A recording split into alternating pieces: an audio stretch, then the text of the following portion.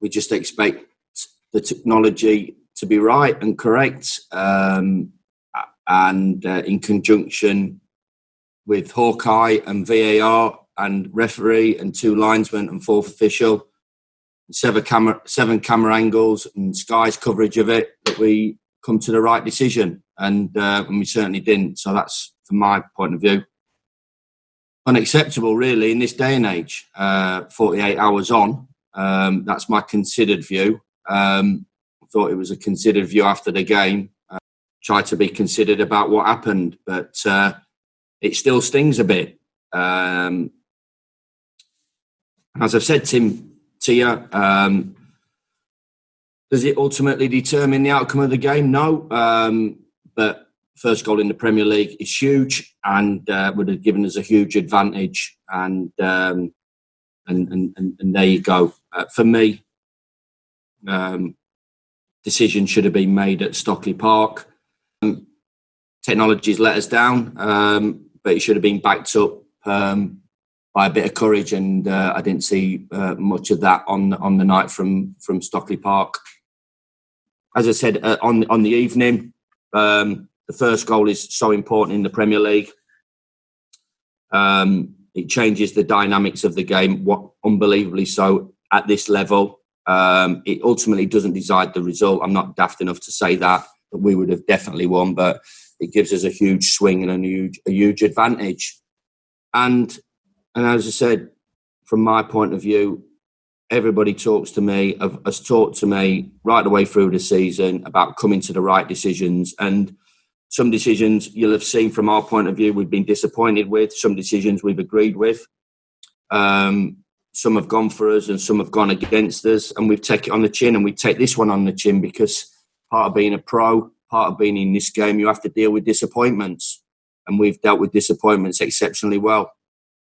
Dean Smith, other teams that it might have gone against would have accepted that, because if I was in that position, I would have accepted it, and that the right decision was made, and it wasn't. And I find that's the one for me. It was a fact. There was pictures that backed it up, and it is unacceptable. And I think everything that's come out from a media point of view, from other managers, other players.